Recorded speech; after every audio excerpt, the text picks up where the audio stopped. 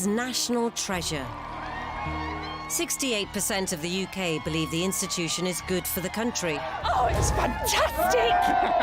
When there is a royal event and people flock just to catch a glimpse, there's a little bit of magic in that, isn't there? In an era that increasingly values merit over birth, has the concept of a royal family grown outdated? Trooping the colour, the Queen's official birthday celebration and the greatest parade of each year in Britain. Or do an adoring public at home? It's this stalwart symbol of what it means to be British. And away. Remain loyal. There were at least 1 million people on the streets to see the Queen. I suppose the main benefit of the royal family is that it provides stability in a changing world. As royal commentators dispel the myth of the monarchy, They ended up with the king doing the conga round the staterooms of Buckingham Palace. experts will break down key archive from crucial moments in royal history. It was a fairy tale created by the Grimm brothers. So prepare to discover what actually happens when blue blood runs red. What have you been doing in here all day? This is The Royals Revealed.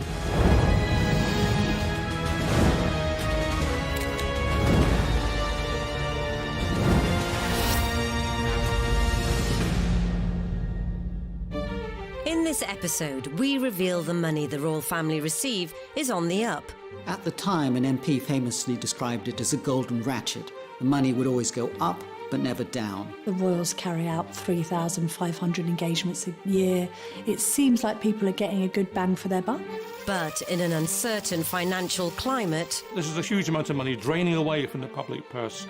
with all the private planes, trains, and pimped-up automobiles, Well, the Queen is the most travelled monarch in all history. Princess Elizabeth and Prince Philip board a plane for the 30,000-mile tour around the world. not to mention the pomp. The royals are like celebrities. When they wear a certain brand of something and we like it, we all want to wear that too, or have a bit of that too, that royal sparkle. Palaces, How did she get those particular properties which are allegedly privately owned? She got them because Queen Victoria and Prince Albert went to Parliament cap in hand. Parliament increased the amount of money they gave to the Queen. What she did was use that extra money to buy Sandringham and Balmoral, which therefore ought to belong to the state. and pageantry that comes with the territory.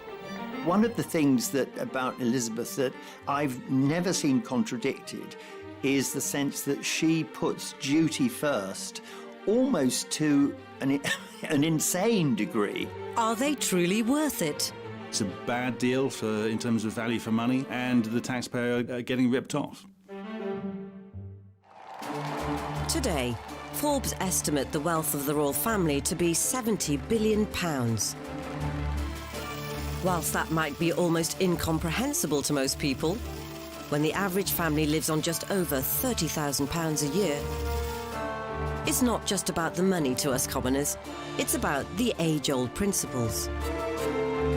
Certainly, I think the British look to the monarchy as a beacon of continuity and stability, and because they transcend politics, there's this sense that you're safe with them. That was especially important during the war.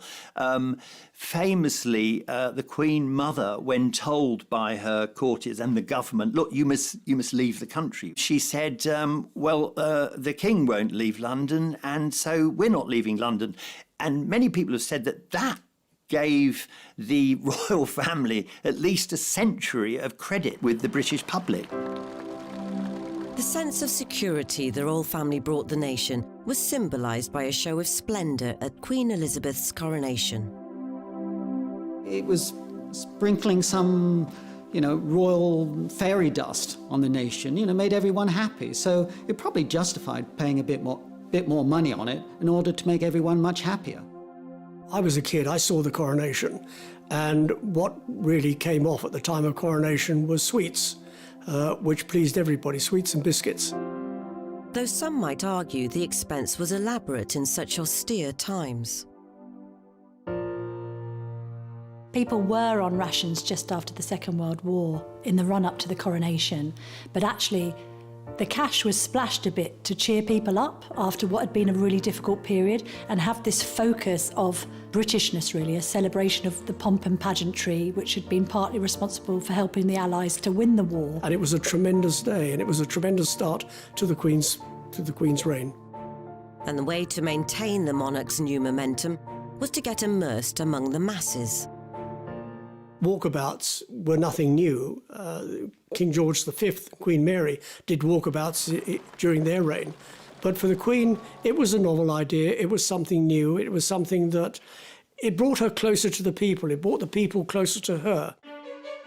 Throughout her life as the figurehead of the royal brand, the Queen has notched up over 20,000 engagements during her reign, providing morale boosts to workforces and the public at large. On a visit to Scotland, Queen Elizabeth and Prince Philip visit the ancient kingdom of Fife, coal rich for over 7 centuries. And to the delight of Scot miners, descend Roth's Pit, newest of the Fife collieries. It's the first time the Queen has ever gone down into a mine. A novel and entertaining experience for all concerned. Elizabeth's white coveralls remain almost spotless, testimony to the modernity of the Roth's mine.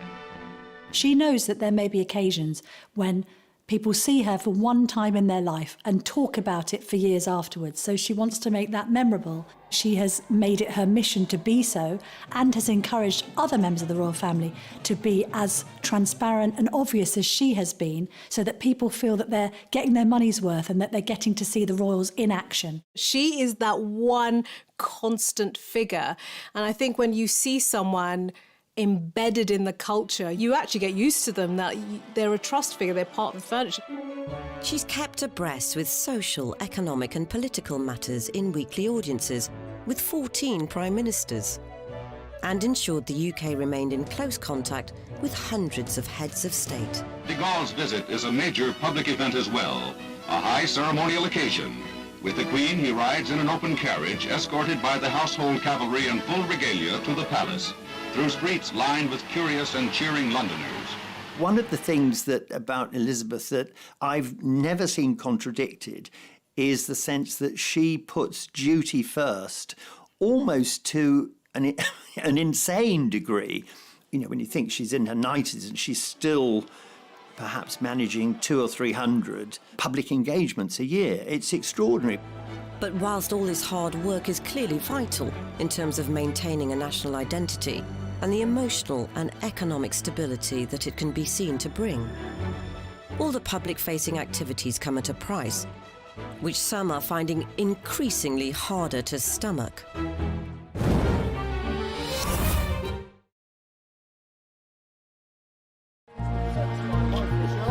The question of whether the royals are worth it is certainly nothing new, and so throughout her lengthy reign, the Queen has ensured her family are always seen to do their bit for society.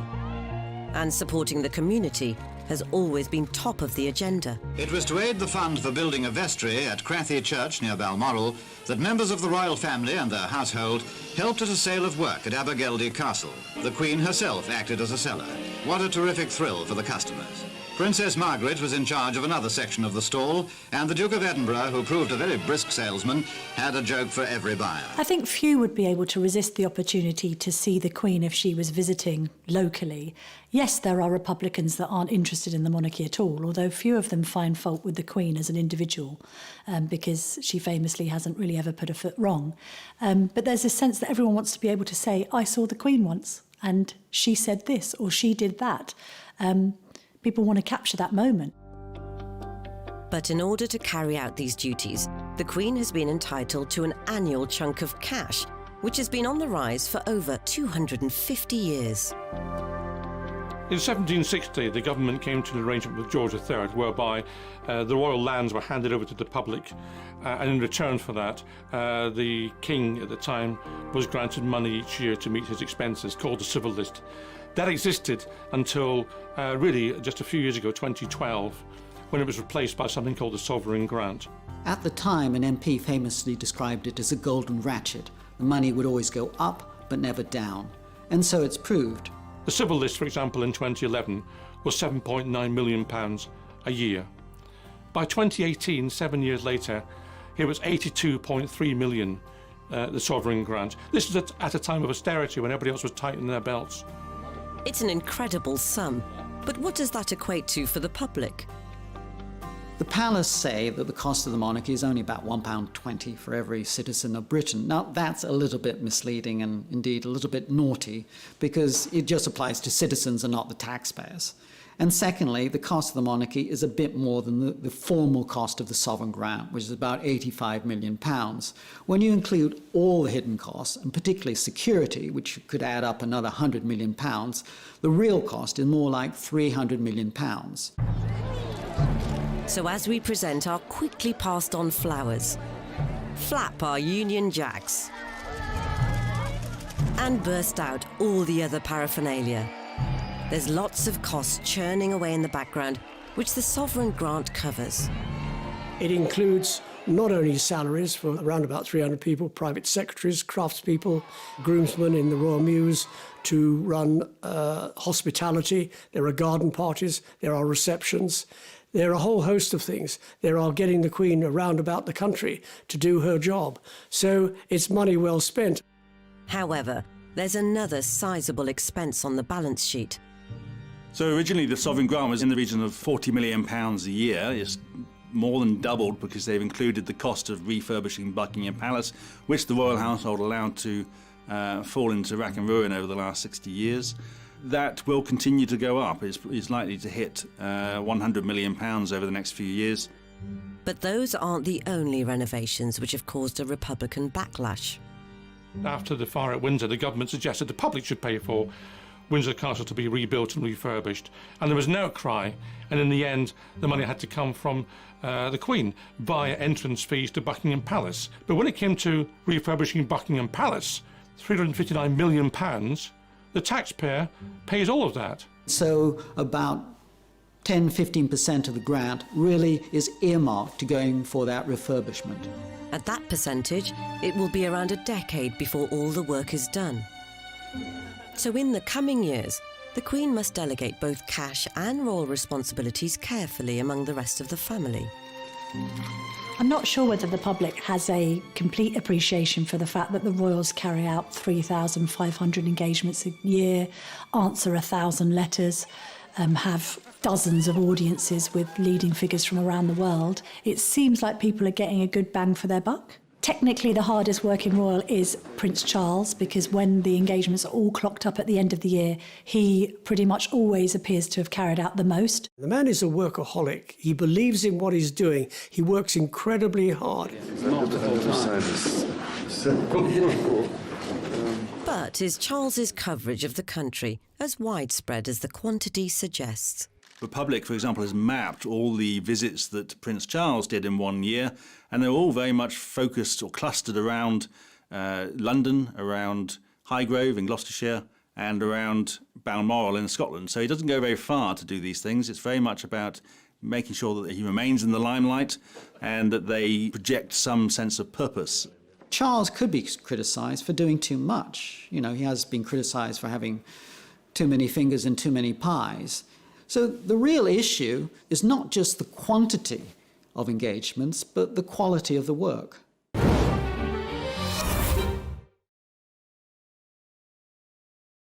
So, are the rest of the firm pulling their weight and adding value to society? Princess Anne is always regarded as a legendary royal trooper because she very much likes to pack the engagements in. And indeed, it's not unheard of for Princess Anne to do 7, 8 or 9 engagements in one day. An impressive stat, yes. But is it perhaps overexposure? People like Princess Anne do diligently go about their business, add value to the charities they support, do so in a conscientious and low-key way. The fact of the matter is, however, that the majority of functions are carried out by those who are quite elderly in the royal family. We don't see the same numbers for the junior royals, including Prince William, who carries out barely 200 functions a year. And there will always be debate as to how large a team the Queen can justify. There are currently 16 members of the royal family who are considered working royals, like Princess Alexandra. Who is Princess Alice, for example? Has anyone heard of her? You know, what does Princess Michael of Kent do these days? You know, why do we need these people? In the past, those titles would have meant something even if you didn't recognise them. I think these days, not recognising them would cause most people to think, well, why are we still paying for them? This isn't just a Republican viewpoint. After the Queen goes, Charles says he wants to slim down the royal family, which is him and Camilla, Kate and William, and their children with the rest of the royals off the payroll. But for those that still live off the sovereign grant and the general financial security that brings, just to recap, 86 million quid at the last count. They're expected to promote the royal brand with dignity, and usually that will involve a stint in the armed forces. The military is a safe option for the royal family. There's no commercial prerogatives. You're kept out of the way. It's always been difficult for members of the royal family to go into business, to go into trade, because people always accuse you of cashing in on your name. But when Prince Edward ditched the Marines for work experience with Andrew Lloyd Webber, it was the start of an uneasy journey into an untried industry for the royal family.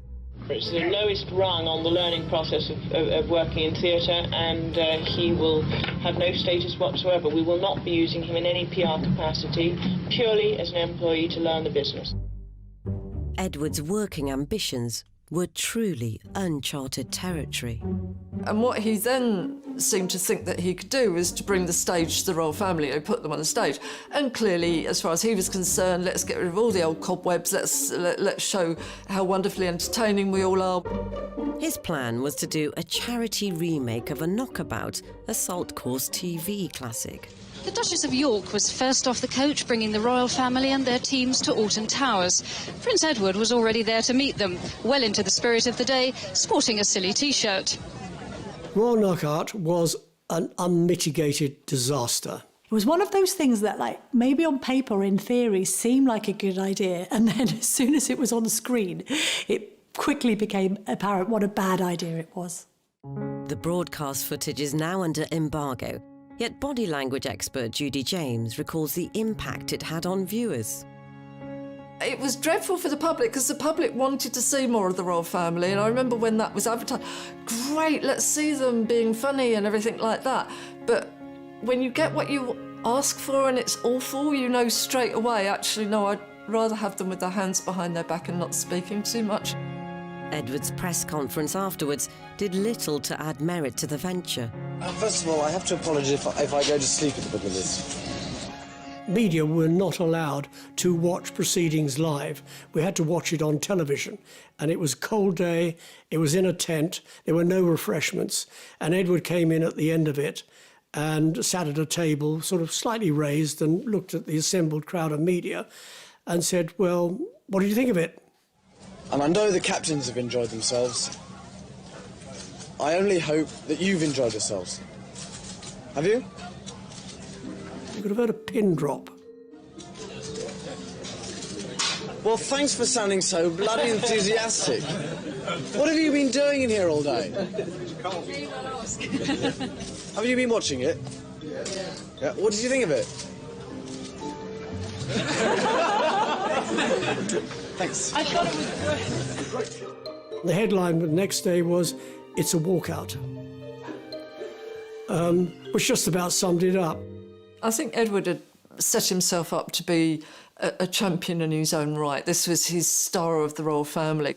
His brothers had been heroes, they'd been in the armed forces, etc., but he was going to do it theatrically and do this wonderful show that everybody would love him, and the royal family would say, oh no, Edward, you are now the most famous member of the royal family, and it didn't quite work out like that.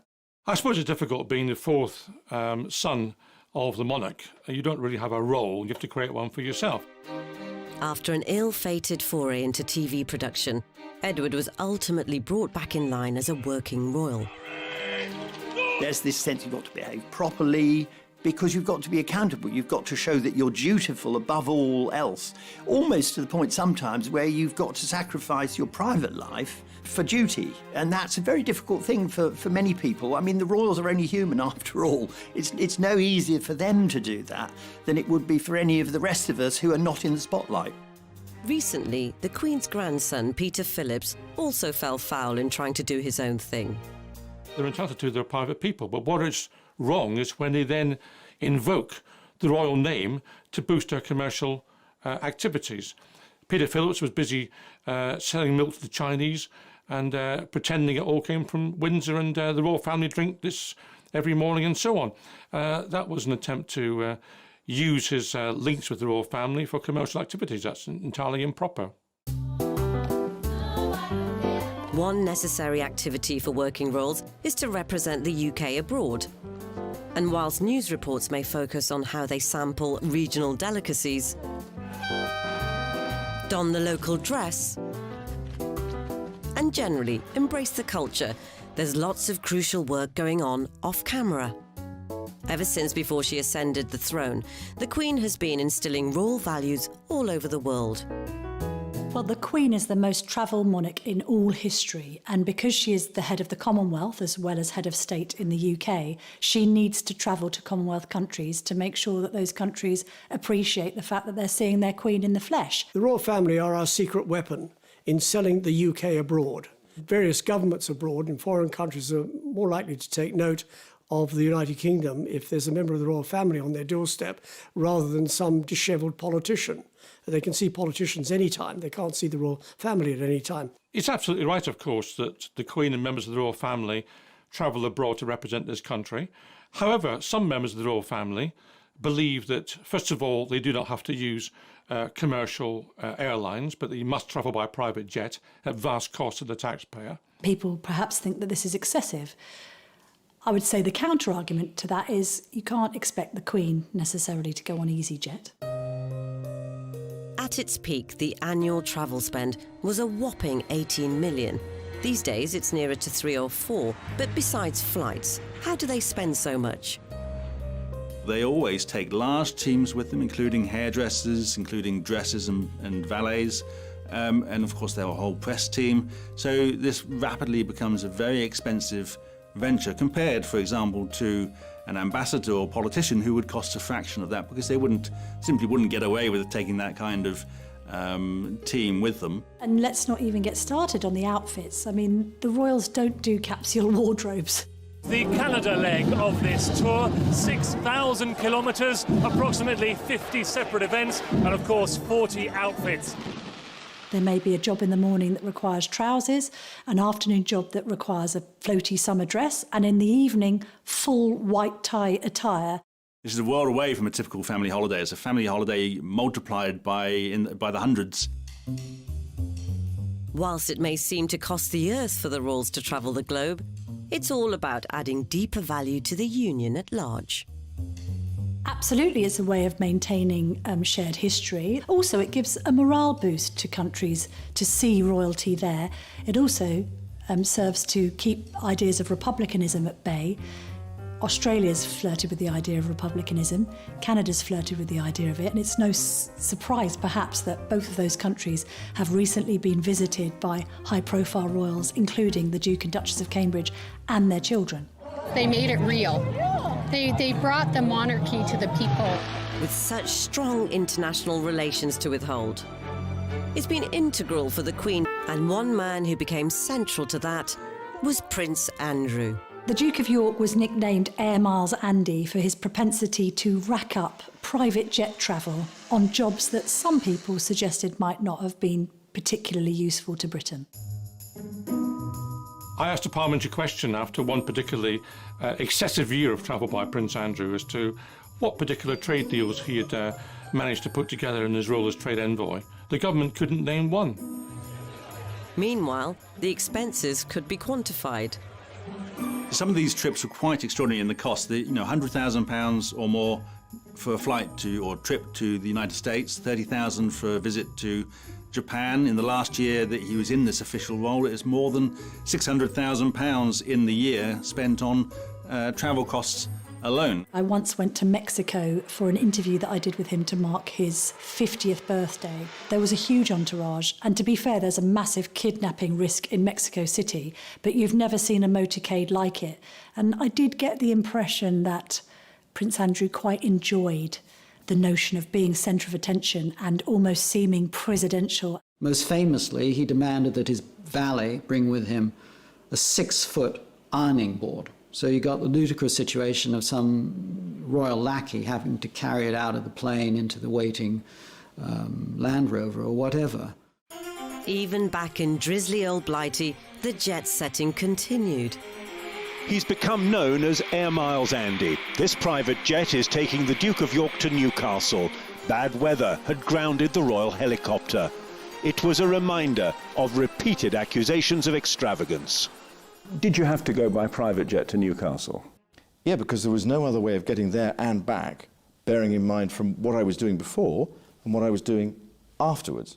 Well, there was this sense as well that Prince Andrew kept on taking helicopters to go short distances and private jets when surely a commuter train, God forbid, would have sufficed.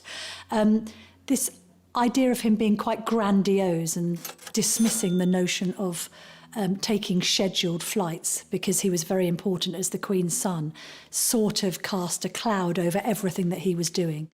Eyebrows were also raised in the manner of which he conducted his leisure time. There was one occasion when he went to Northern Ireland to Portrush when he played a golf match, and because it took a bit longer than expected, he was an hours late to be guest of honour at an event where he should have been attending in his royal capacity. And I know for a fact that some of his aides had to take him aside and say, seriously, you cannot take the golf clubs on these trips. It's completely the wrong look. You're there to do an official job on behalf of the Queen, not enjoy 18 holes at St Andrews. Ultimately, with mounting criticism, Andrew retired from his roving role in 2011.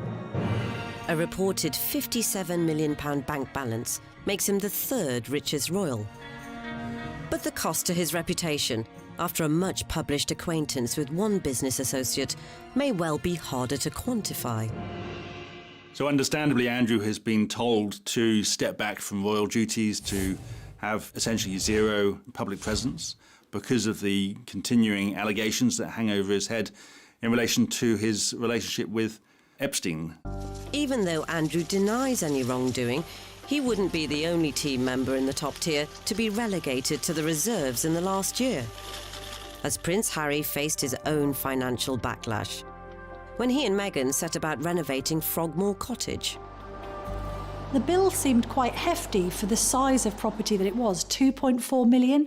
I think comparatively, when the Cambridges renovated their apartment at Kensington Palace, which is a 20-bed palatial mansion, it cost just over 4. So people started scratching their heads, looking at the arithmetic and thinking, goodness me, Harry and Meghan haven't scrimped here. Then, of course, they then abandoned their roles that they had taken on and decided not to use the cottage full-time, but still expected the taxpayer to fund it. What most people don't like about the royal family is when they want it both ways. This happened with the departure of Prince Harry and Meghan. Initially, what Harry wanted was to have a hybrid royal, to be half in, half out, i.e. to receive some money from the sovereign grant, at the same time to be able to earn a living independently. Now, the two things really don't go together. I think that most people in this country, your ordinary hard-working families up and down the UK, would think that having £30 million in the bank makes you financially independent. So the whole thing was a farce. As the Duke and Duchess did away with their HRH titles, which they'd only had for barely 18 months, they ended a temporary residence in the Commonwealth country of Canada and moved to LA, where they're currently hauled up in a palatial Beverly Hills pad, market value roughly £18 million. So what of Harry and Meghan's earning potential stateside? They'll be able to command 6-7-figure fees for making keynote speeches, for being directors of various companies, for writing their own books if they wish. So I wouldn't worry about Meghan and Harry making a few bob. In fact, they've just signed a multi-year deal with streaming channel Netflix for reportedly £112 million. But even these eye-watering sums is small change compared to the biggest royal earners, as the Queen and Prince Charles control most of the family fortune. The Duchy of Lancaster is the Queen's ancestral estate. It's really a portfolio of land, mainly in Lancashire and Yorkshire.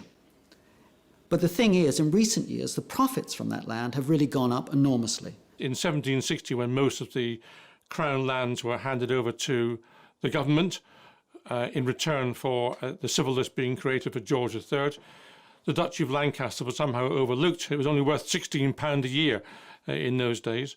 Now it's worth £533 million a year and produces an income stream for the Queen for her private use. Yet only 2 royal properties are personally owned by the Queen. First, the sprawling 115 million Scottish getaway, Balmoral. The Queen famously spends about 2 months of the year up in Balmoral, and other members of the family like to go to their country estates. So it's a very difficult thing to keep a balancing act between, on the one hand, connecting with the mass of the population, which is their role, and at the same time having a degree of privacy, which keeps them sane. Second, Sandringham, a relative steal at around 50 million. How did she get those particular properties which are allegedly privately owned? She got them because Queen Victoria and Prince Albert, back in the 19th century, went to Parliament, cap in hand, said they hadn't enough money to make ends meet to meet their official expenses. Parliament increased the amount of money they gave to the Queen. She didn't need it at all. What she did was use that extra money to buy Sandringham and Balmoral, which therefore ought to belong to the state. The Queen's personal fortune is an estimated £350 million, which may even be exceeded by Prince Charles's own bulging piggy bank, thanks to his estate, the Duchy of Cornwall. The land that it owns is larger than many of Britain's largest cities combined, although it's spread across more than 20 counties across southern England. And it earns in excess of £20 million a year for Prince Charles, and there's no rule that says we have to allow Prince Charles to take that money. It is something which we have permitted over the last 200 years. The management of these trust funds has constantly raised questions as to how the Queen and Prince Charles invest their money. In my time in Parliament, I asked a number of parliamentary questions about the operation of the Duchy of Lancaster, the Duchy of Cornwall and other such matters. It's very difficult to probe these matters because the duchies, particularly the Duchy of Cornwall actually, are quite secretive and have no wish to expose what they are doing. Sometimes, of course, the truth comes out. Never more so than with the Paradise Papers scandal in 2017. So the Paradise Papers were a large collection of documents leaked to the press, which revealed the tax arrangements and investments, particularly investments in tax havens, of lots of well-known and important people, including Prince Charles and the Queen. Financial documents from a law firm in Bermuda reveal the Queen's advisors decided to invest some of her wealth offshore. Some feel Her Majesty may owe her subjects an apology. It came as a surprise to learn that she had £10 million of her duchy money invested in the Cayman Islands and in Bermuda. Now, the problem with that is that everyone presumed that all her investments were in the UK and in blue-chip companies. It looked as though she was, operating like a city fund manager. One of the Queen's investments had been in a chain accused of irresponsible lending. They feed on the poor. That is where they make their money. And the Queen is supposed to look after the people. Now, I don't assume for 1 minute that the Queen has done this herself, but it will be somebody who's in her pay, one of her echelons, that will have done this, and it just makes me wonder who we employ to look after our Queen. The Paradise Papers were a very interesting revelation. Places like the Cayman Islands were benefiting rather than the UK.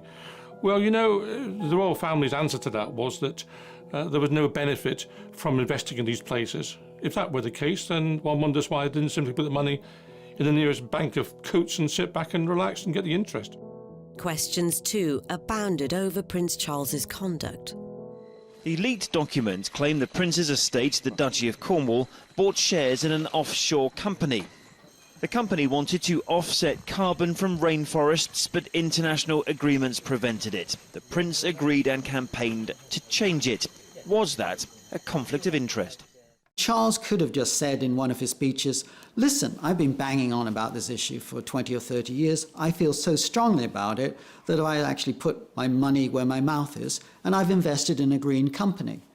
But he didn't say this, and it all emerged through a splash on the front page of The Guardian and exposed today by Panorama. Even though Charles reportedly has no direct involvement in the Duchy of Cornwall's investments, the vast sums of money behind the monarchy remain a divisive issue.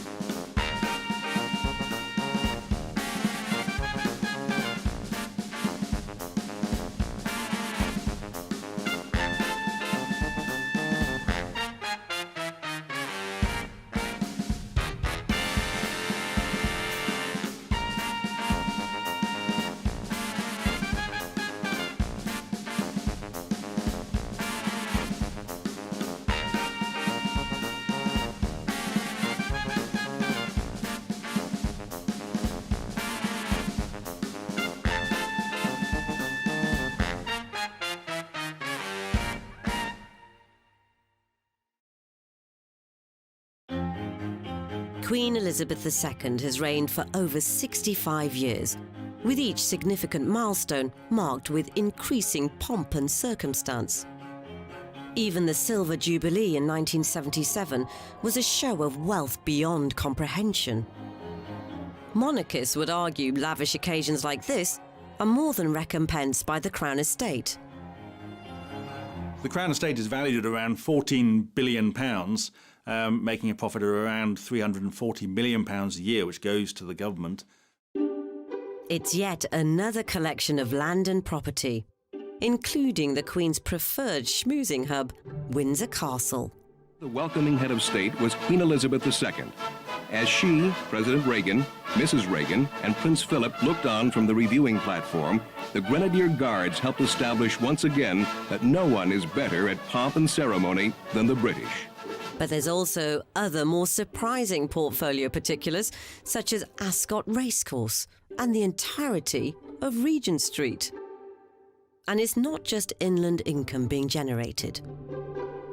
The Crown Estate owns all of the seabed, or most of the seabed around the UK, out to as far as 12 nautical miles. So that's an enormous amount of undersea real estate. The wind power has become the money spinner, quite literally, for the Crown Estate. Well, it's interesting that both Prince Philip and Prince Charles have decried wind turbines and said how dreadful they are. You know, all those wind turbines are just churning out cash. But is this contribution to the Treasury rightfully the royal family's to make? There's a popular misconception about the Crown Estate. Because of the word crown, most people think it's owned by the Queen, but it isn't. It is public property. All the rental income from the land, all of that goes into the public purse. It's not private, it's ours. The income of the Crown Estate would still come in if we didn't pay for the monarchy. But if people are making that connection, then it is a net loss to the taxpayer. One constantly cited benefit of the royal family to the UK is the boost to tourism. The latest figures suggest that the royal family boosts British tourism by £500 million a year.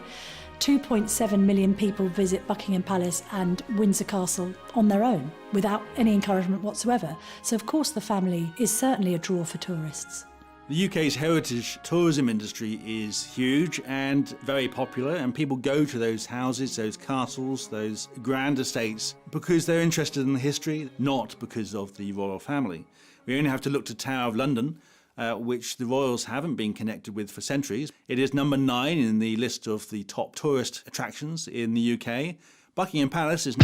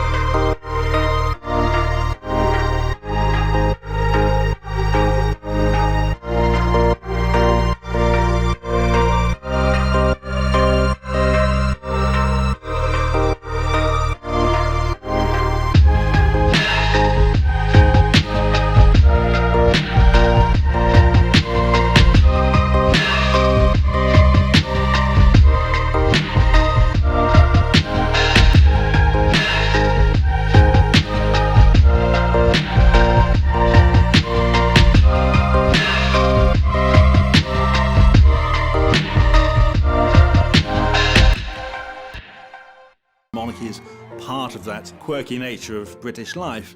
But we don't put up with the royals or love the royals because of that quirky nature of the British character. It is because the royals serve a purpose. They serve their own purpose, and they serve a purpose for those in power, and so there's constant effort to promote them and to ensure that they are not put under such pressure and such scrutiny as to turn the people against them. It's part of the British culture, and to shift out of that, I think, would take tremendous change and tremendous growing pains. And I don't know that we are yet prepared for that, because every time there is a bit of a disruption or a shift, there is often a reaction to that. So Harry and Meghan deciding to step away has caused great consternation. It's like, how could you do that? Which shows the power of the royal family entrenched in the British psyche at the moment. We're told that the royal family is a major asset to this country in terms of the economy. No doubt they bring in some tourism, and no doubt there is a genuine value to some visits carried out by the royal family to overseas destinations and some events hosted at Buckingham Palace. But as to what that is in economic terms, it's almost impossible to quantify. What we do know, with rather more certainty, is how much they cost us. And what we know is that runs into hundreds of millions of pounds each year, and that's a multiplicity of times more than any other royal family in Europe. Do we get value for money? Yes, I believe we do. And I think when people sit down and analyse what they get in return, they will think, yeah, we do pretty well. So in trying to explain whether or not the royal family are worth it, we shouldn't expect the answer to be based on such a simple thing as reason.